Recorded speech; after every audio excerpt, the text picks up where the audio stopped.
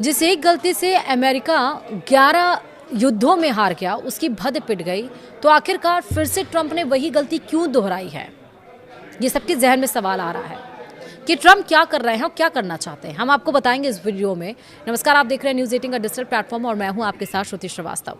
Iran के साथ चल रहे युद्ध के बीच अमेरिका में संसद की शक्तियों को लेकर एक बार फिर से बहस छिड़ गई है। क्या राष्ट्रपति बिना कांग्रेस की मंजूरी के युद्ध शुरू कर सकते हैं? यह सवाल अब फिर से चर्चा में है।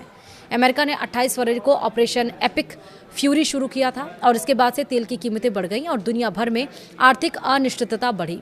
युद्ध के दौरान ही ईरान के मिनाब में एक स्कूल पर हमले में बच्चों की मौत हो गई और इस खबर से अंतर्राष्ट्रीय स्तर पर अमेरिका की आलोचना भी हुई। अमेरिकी संविधान के मुताबिक युद्ध की घोषणा का अधिकार कांग्रेस के पास होता है, लेकिन राष्ट्रपति डोनाल्ड ट्रंप ने बिना कांग्रेस की मंजूरी के हमले शुरू कर दिए और इसे सैन्य अभियान कहा। ट्रंप प्रशासन का कहना है कि ईरान से तत्काल खतरा था, इसलिए हमला जरूरी था। हालांकि उनके पूर्व अधिकारियों ने इस दावे पर सवाल उठाए हैं।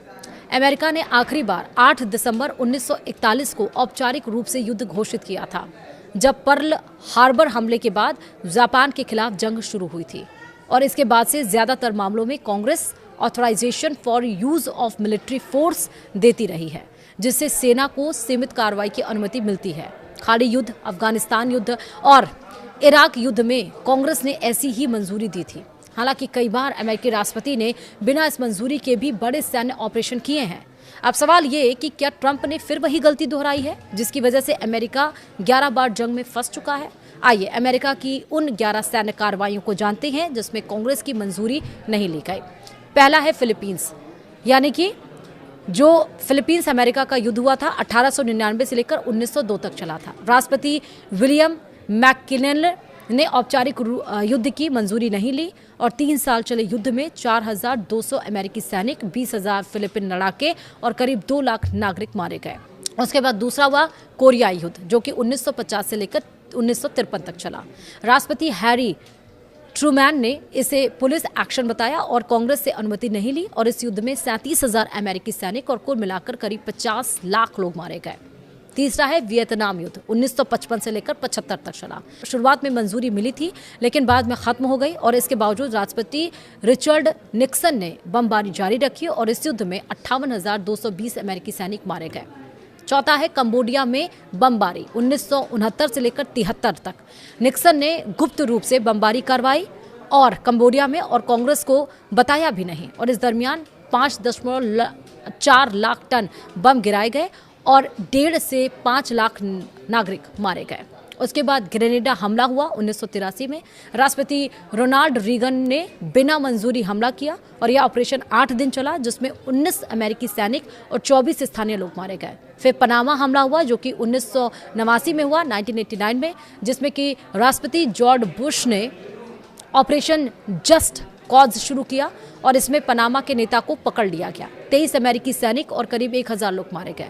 फिर युगोस्लाविया बमबारी हुई 1999 में, जहां पर राष्ट्रपति बिल क्लिंटन के समय नाटो के साथ मिलकर हमला किया गया और इसमें 1,000 से ज्यादा सैनिक और करीब 500 नागरिक मारे गए। फिर लीबिया हमला हुआ 2011 में।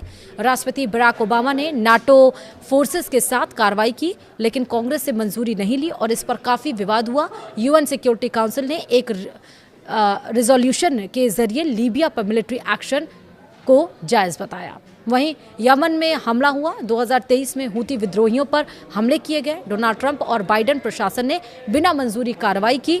2025 में कम से कम 224 नागरिक मारे गए। वहीं ईरान के परमाणु ठिकानों पर हमला 2025 में हुआ। ऑपरेशन मिडनाइट हैमर के तहत ट्रंप ने बिना कांग्रेस की मंजूरी के हमला किया और इस फैसले की कई नेताओं ने आलोचना की। 1,000 से ज़्यादा ईरानी नागरिक मारे गए। वहीं वेनेजुला में कार्रवाई 2026 में हुई, जहां 3 जनवरी को अमेरिका ने हमला कर राष्ट्रपति निकोलस मादुरो को हटाया और इस ऑपरेशन में करीब 75 लोग मारे गए और 7 अमेरिकी सैनिक भी घायल हुए।